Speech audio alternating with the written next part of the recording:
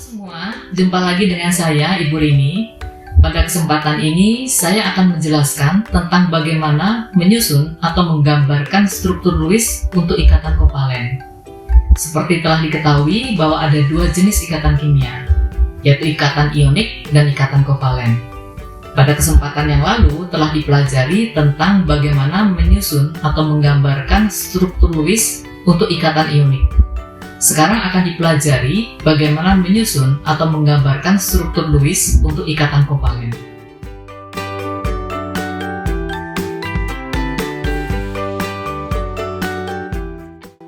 Ikatan kovalen adalah ikatan yang terjadi apabila non-logam berikatan dengan non-logam. Dan struktur yang stabil untuk ikatan kovalen adalah struktur di mana masing-masing atom yang berikatan dikelilingi oleh 8 elektron yang biasa disebut sebagai oktet. Kecuali untuk atom hidrogen, struktur yang stabil adalah dikelilingi oleh 2 elektron atau duplet.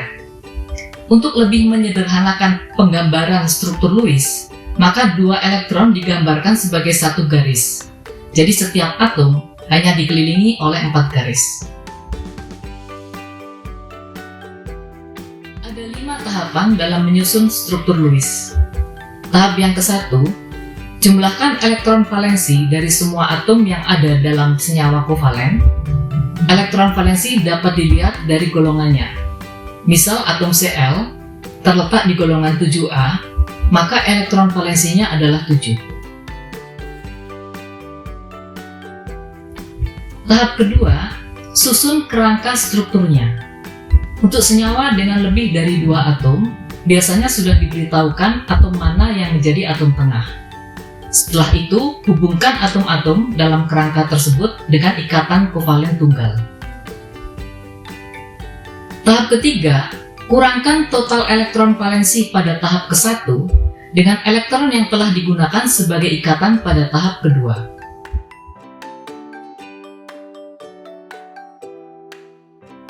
Tahap keempat, distribusikan sisa elektron pada tahap ketiga ke atom-atom yang di pinggir, sehingga semua atom yang di pinggir menjadi oktet, yaitu dikelilingi oleh 4 garis.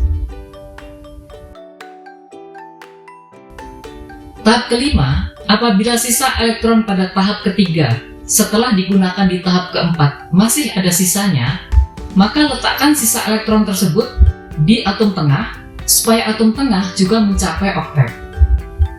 Apabila atom yang di tengah belum mencapai oktet, maka perlu dibentuk ikatan rangkap dengan cara memindahkan elektron yang ada di atom pinggir ke atom tengah.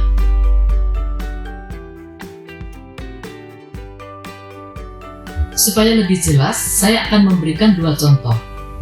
Yang pertama adalah senyawa Sf2, di mana atom tengahnya adalah S. Tahap yang pertama, jumlahkan elektron valensi semua atom yang ada dalam senyawa. Pada senyawa Sf2 ada 1 atom S dan 2 atom F. Atom S ada di golongan 6, maka elektron valensinya adalah 6. Sedangkan atom F ada di golongan 7, maka elektron valensinya adalah 7. Maka jumlah elektron valensi total adalah 6 ditambah 2 kali 7, yaitu 6 ditambah 14 sama dengan 20. Tahap kedua, susun kerangka strukturnya. Atom tengahnya adalah S, kemudian hubungkan atom S dengan kedua atom F dengan ikatan tunggal. Tahap ketiga, kurangkan elektron valensi pada nomor 1 dengan elektron yang sudah digunakan pada nomor 2. Pada kerangka struktur Sf2, ada 2 ikatan tunggal yang digambarkan dengan 2 garis. Maka elektron yang sudah digunakan adalah 2 kali 2 sama dengan 4. Sisa elektronnya adalah 20. Elektron valensi total pada nomor 1 dikurangi dengan 4 elektron yang digunakan sebagai ikatan pada nomor 2, jadi 20 dikurangi 4 adalah 16. Tahap keempat, distribusikan ke 16 elektron tersebut ke atom-atom yang di pinggir, sehingga semua atom yang di pinggir mencapai oktet. Pada Sf2 ada 2 atom pinggir. Masing-masing atom pinggir terkait pada atom tengah dengan 1 ikatan tunggal yang digambarkan dengan 1 garis.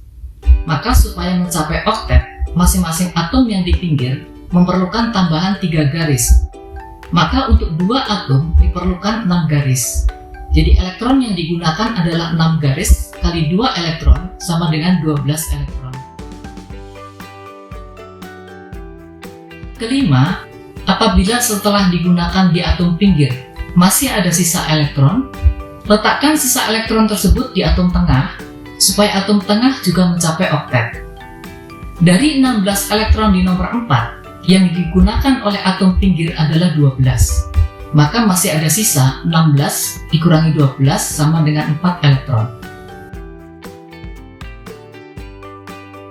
Keempat elektron ini diletakkan di atom tengah supaya atom S juga mencapai oktet. Dengan digunakannya keempat elektron ini, maka tidak ada lagi sisa elektron. Sebagai tahap akhir, periksa apakah semua atom telah mencapai oktet. Pada Sf2 ini, masing-masing atom telah dikelilingi oleh 4 garis, maka semua atom sudah mencapai oktet, yang artinya struktur Lewis-nya sudah benar. Apabila setelah semua elektron valensi telah digunakan, akan tetapi ada atom yang belum oktet, maka perlu dibentuk ikatan rangkap.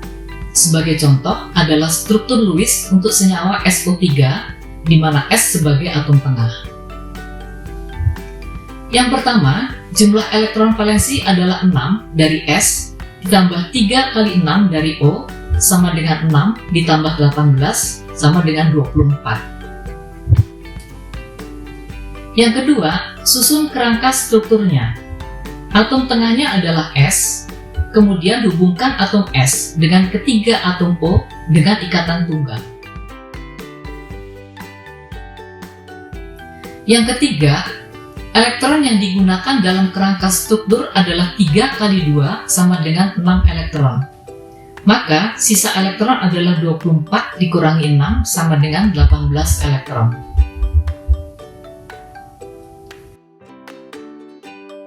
Keempat, ke-18 elektron ini didistribusikan di atom pinggir supaya semua atom pinggir mencapai oktet.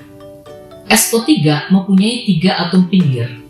Untuk mencapai oktet, setiap atom pinggir memerlukan tambahan 3 garis. Maka diperlukan 3 kali 3 garis sama dengan 9 garis, yang berarti 9 kali 2 elektron sama dengan 18 elektron. Kelima, dengan digunakannya ke-18 elektron di atom pinggir, maka tidak ada lagi sisa elektron. Padahal apabila diperhatikan, atom S yang di tengah belum mencapai oktet. Oleh karena itu, perlu dibuat ikatan rangkap dengan cara memindahkan atom yang di pinggir ke atom tengah sampai atom tengah mencapai oktet.